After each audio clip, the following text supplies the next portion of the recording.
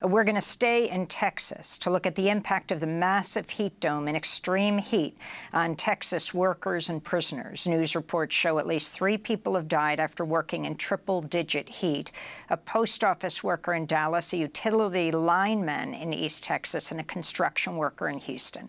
This comes as the Republican Governor Greg Abbott just signed into law a law that went into effect July 1st that overrides local ordinances that require mandatory water breaks for workers. Meanwhile, during record heat in June, news reports show 32 people died in Texas prisons, most of which lack air conditioning. None were officially attributed to heat, but they included prisoners in their 30s who died from heart attacks or cardiac arrest in the uncooled prisons as temperatures soared into the triple digits. From more, we go to Dallas, where we're joined by the Texas Observer's special investigative correspondent, Steven Monacelli, whose recent piece is headlined, "Texans Die from Heat After Governor Bans Mandatory Water Breaks." Why don't, Steven, we start right there? Talk about the law that now bans water breaks. So, the ban on water breaks is a part of a larger bill, HB 2127, otherwise known as the Death Star, which it has been dubbed by critics for its capacity to effectively zap any local legislation that is preempted by the bill. The bill preempts local legislation in 8 different areas, including labor. And specifically, the bill did mention worker breaks as being subject to this preemption. Now, to be clear, the bill does not actually go into effect until September 1st. But we have already seen a shocking number of deaths amid the record heat wave. The 3 that you mentioned, there is at least 11 in a county in Texas where a lot of people did not have air conditioning, and 2 individuals, a stepfather and his stepson, at a national park. The heat is oppressive and deadly, and Texas has a history of more workers dying on the job due to heat-related illness than pretty much any other state.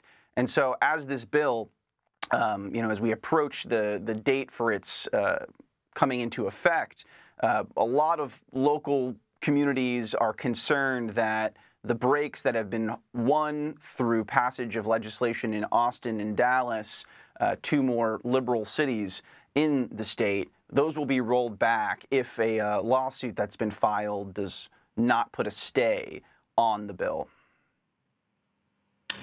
And could you talk about who are the workers largely affected by this legislation, especially in the cities that you mentioned? Yes. So Amy had mentioned construction workers being a group of folks that would no longer get these mandatory water breaks. The mandatory water break legislation that was passed in cities like Austin and Dallas and being considered in cities like San Antonio prior to the passage of the Death Star bill effectively forced employers who have workers outside to give them water breaks. And these water breaks had to be mandatory. It was not sort of a discretionary thing that had to be put in place. And the first of these was passed in 2010 in Austin and in Dallas in 2015. And over the period of time since, we've seen a dramatic reduction in workplace-related heat illness and heat death. Workplace-related heat illness dropped by 78% since 2011. And workplace-related deaths due to heat dropped by half. So, workers such as construction workers, yard workers, post office workers, utility line workers, anyone who has to spend a significant portion of their time outside to get their job done will be impacted by this. Well, Steven, before we go, we want to ask you about prisoners. What's happening when the heat soars in these prisons that are largely not air-conditioned? Well, they effectively turn into ovens.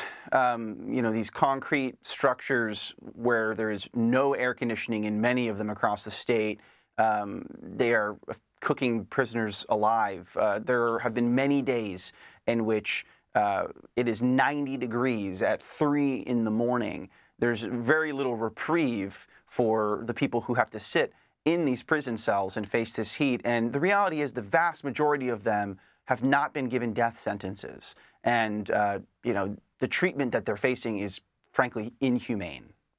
And the numbers, news reports show 32 people died in Texas prisons. Yes, 32.